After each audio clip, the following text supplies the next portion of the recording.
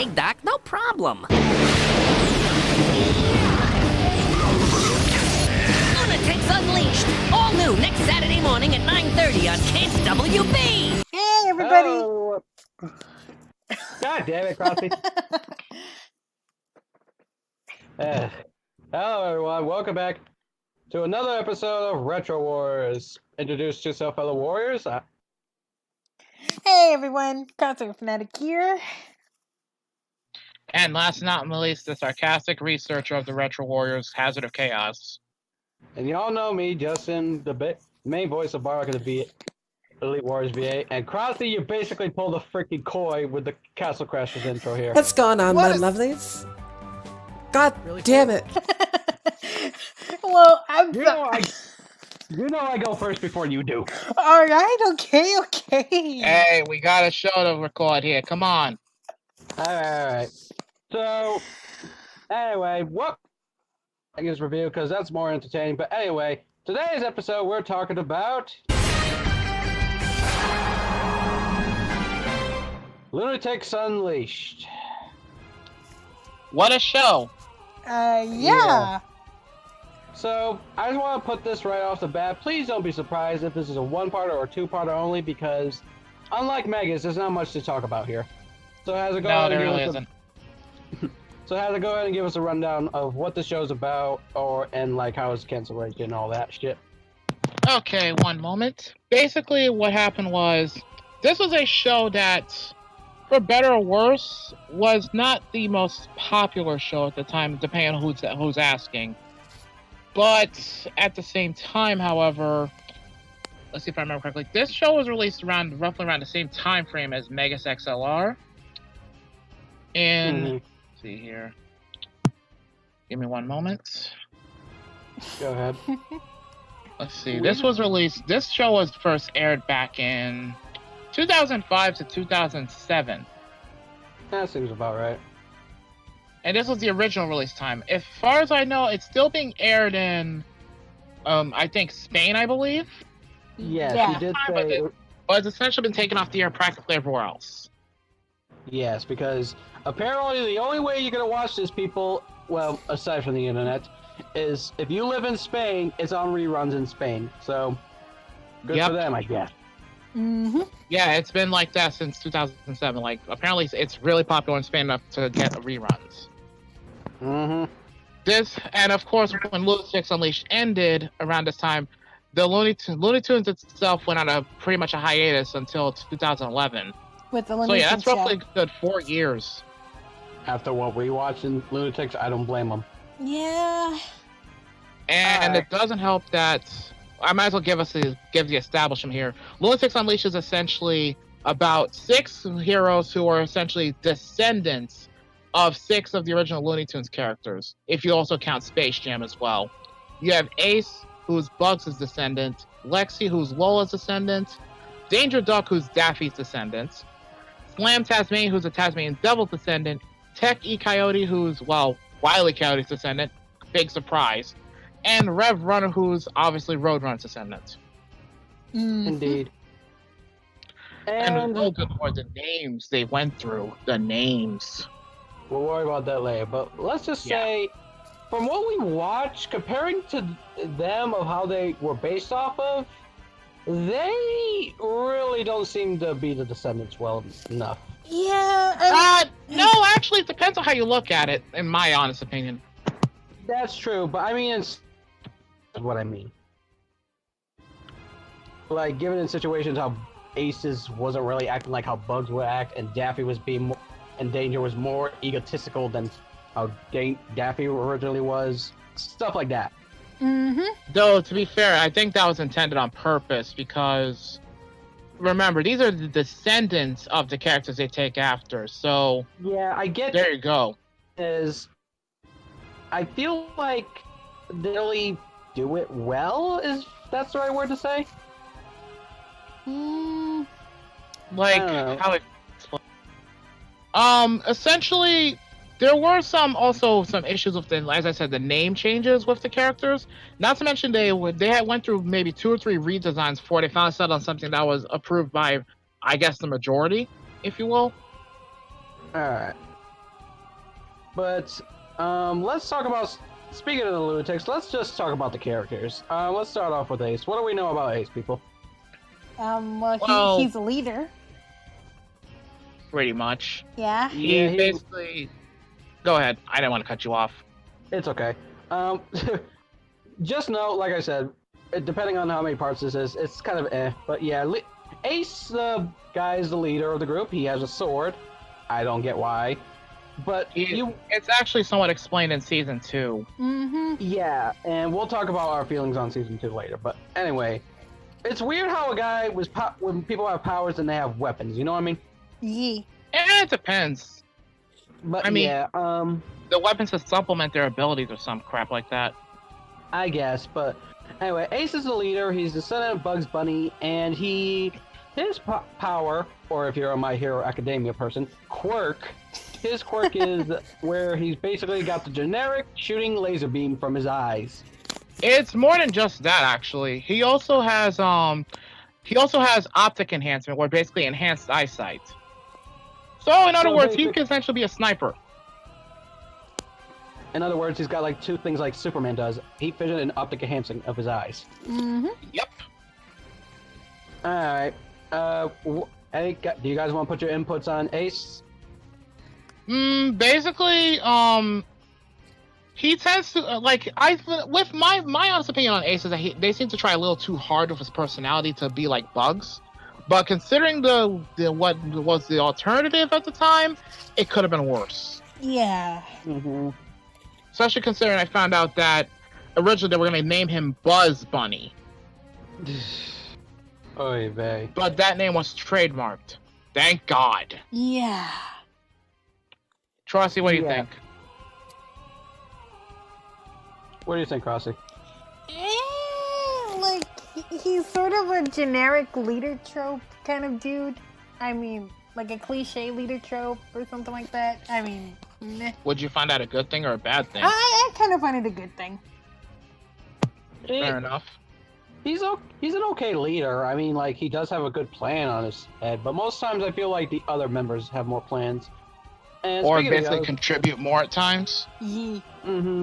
That depends on who's asking, to be fair, because there's some that could be far, far worse. Mm-hmm. Right.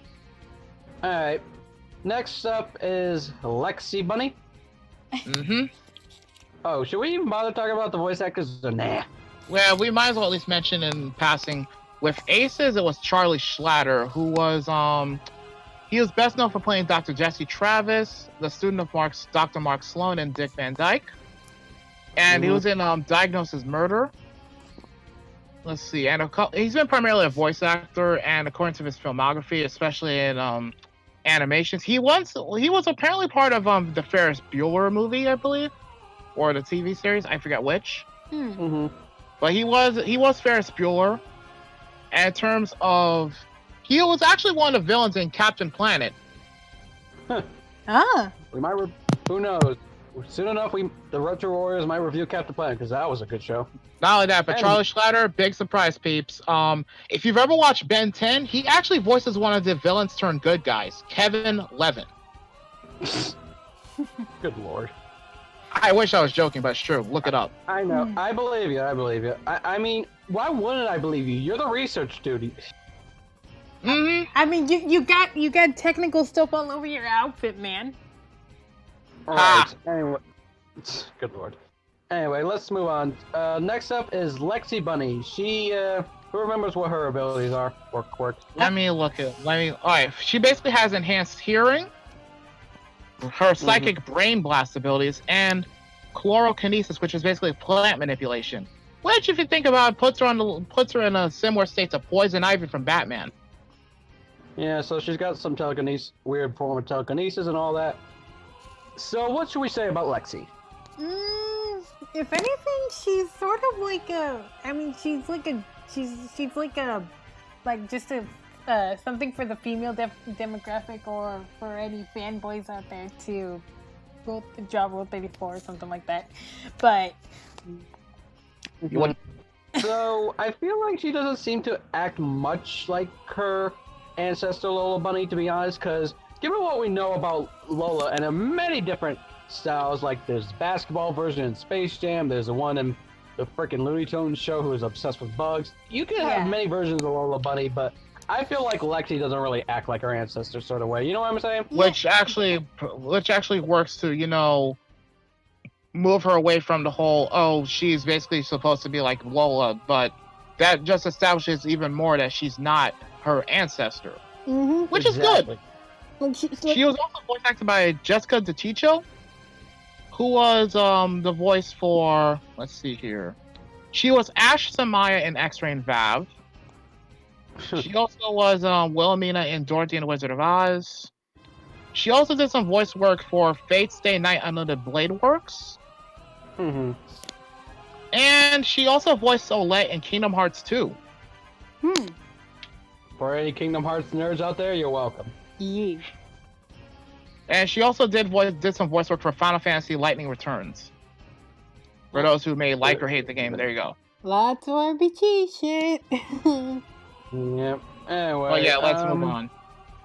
Well, yeah, Lexi's okay, but anyway, let's move on to the next one. Danger Duck, the descendant of Daffy Duck. He was voiced by Jason Marsden. And I'm going to say this now. Danger Duck supremely pissed me off by the time Season 2 came around. Yeah. But anyway, let's see, what did his voice actor voice in? The voice actor was Jason Marsden, and he did voice work for a lot of shows. I'm just going to name off only a few of them because there's just way too many to list. And remember, but basically, he's well known for his role as Max in an extremely goofy movie. He voiced Chester in the Jimmy Timmy Power Hour. He also voiced, let's see here if I remember correctly. He also did some acting work for Boy Meets World and Full House. He also was, let's see here. He was also someone, Spunky Spencer in Batman the Animated Series. That was a one-off character, if I remember right. He also did some voice work for Batman Beyond, Invader Zim, Justice League, and he was also one of the main roles for Mucha Lucha, which we'll be eventually reviewing. Hopefully. Mr. Ricochet himself, isn't that right? And also Mr. McCarta, and a few other voices. So yes, and he also voiced Chase Young from Shaolin Showdown. The one voice that Sebi wants me to see to do. Oh no. Well, you never know. You might be able to do it, but that depends. I mean, Chase had like 2 voice actors, but we're going off track here. Yeah. Right. Anyway, but yeah, Chase Young, one of the coolest villains of Shaolin Showdown, which is another show we'll review, but I digress. Let's just say, comparing Danger Duck to his other voices that we talked about, he's a big asshole. A big understatement. Massive understatement. Danger Duck. Ugh. Alright, let's just say this.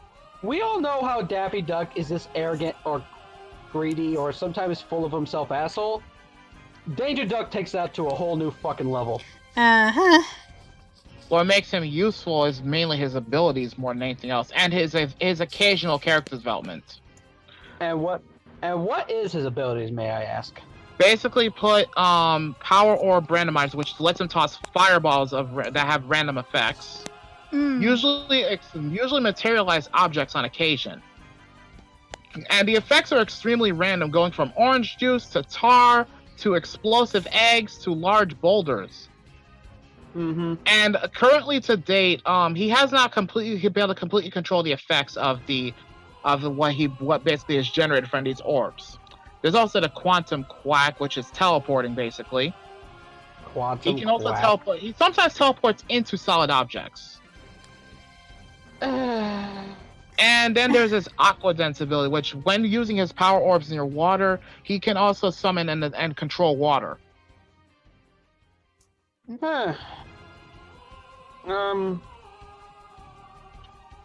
Anyway, but yeah, Danger Duck. What do we say about this asshole? I just want just thinking about him gives me a headache. Let's get this over with quickly, please. Alright, let's just say this. Danger Duck is just way worse than Daffy Duck. He makes Daffy Duck look normal. Yeah. He just or, can't you know, stink. There are some situations where Danger is useful, or we feel in episodes. but most times in season 1, from what we noticed, he's been mostly just won't keep his mouth shut. He thinks he's better than everyone. He thinks he deserves the spotlight most times. It's just a pain in the ass. Which explains why most of the screen time and like. When he's been technically given just as much screen time, if not more in some cases. Yeah. But I do have to say this much, like I said before, he does have some character development. He even reveals in season 2 that he actually knows a villain personally. In fact, and this actually made me feel bad for him until he basically undid my opinion of him the 2 episodes after. I actually had a decent opinion of him following this episode, particularly in the Pinkster. Basically put his childhood best friend, who was like a brother to him, he basically, like, Danger Duck admitted that he felt extremely bad that it came down to a choice between him or his best friend getting adopted. And Danger Duck later admitted that he basically used a two-headed coin to cheat his way into an adoption. But he said he felt extremely bad for it afterwards and suffered quite a lot of guilt. That actually made me improve my opinion of him. Unfortunately, he changed my opinion 2 episodes later. Again. Yeah. Yeah, Danger Duck has those moments, but he's just... he's a dick. Yeah, he just needs to learn to shut up once in a while. Speaking of anyone shutting up. Any puts on him, Crossy, or no? I have to agree with Hazard's opinion, but oh my god, just... What? I could go on, but just no. Just no. Alright. Like I said, I have a headache just thinking about Danger Duck. Alright, let's move on. Who's next on the list?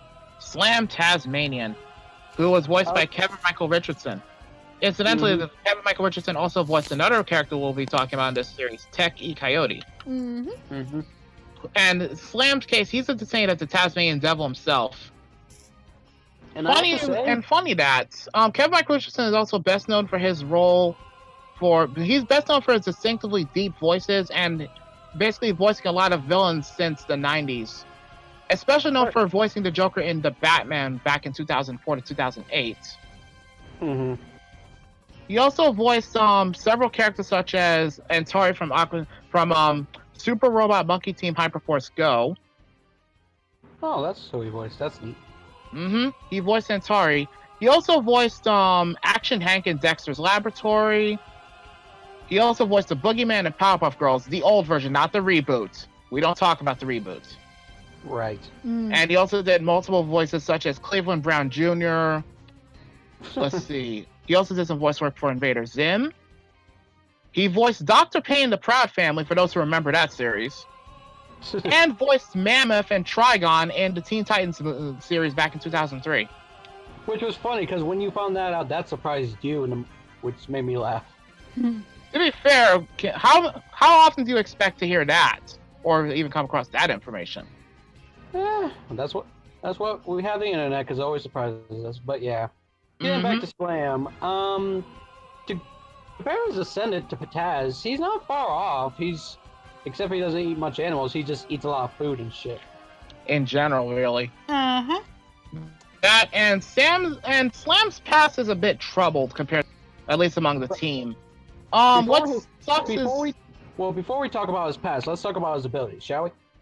Yep, superhuman strength. Literally the strongest guy on the team. It's unknown just how strong he can get. They never really gave an upper limit on that, but he also has something called the Tornado Maximizer. Basically, he can spin like Taz, but it's cranked up to 11. He can even summon tornadoes. Yeah, don't fuck with that. Also has an ability called Thunder Mode, which lets him summon basically mini tornado storms. So yeah, Slam is very dangerous. If pissed off, and thankfully he's a good guy. So what do you want to talk about? The villain Letter Vein, yeah. We're lucky Slam's a good guy. Wrong person he says that to, but okay. Okay, what do you guys think about Slam? Personally, I feel kind of bad for him considering his past. Yeah, he seems like a nice guy, if anything. He's sort of like a Broly in a way, because he's a nice dude, he's sweet, he's funny, and if anything, if he just likes to help, and if you just don't piss him off, he's really cool. Yeah. Yep. So Frosty, what do you think? I sort of think that, like, I mean, I agree with your opinion on that, Justin. And I sort of think he could beat Goku in an eating contest. As much as I don't want to bring this up, imagine putting Slam, Goku, and Coop in an eating contest. I don't know. I don't know. Slam would probably cheat using his tornadoes to get all that food in his mouth. He's done it before. No, actually, now that I think about it, he legit ate an entire table's worth of food literally by himself in less than 20 seconds. Mm-hmm. At least he and it was a buffet at that. Mm-hmm. Give the man credit. He's got the appetite. What's up, Doc? The future is wild. Loonatics Unleashed. World premiere Saturday, September 17th, only on Kids WV.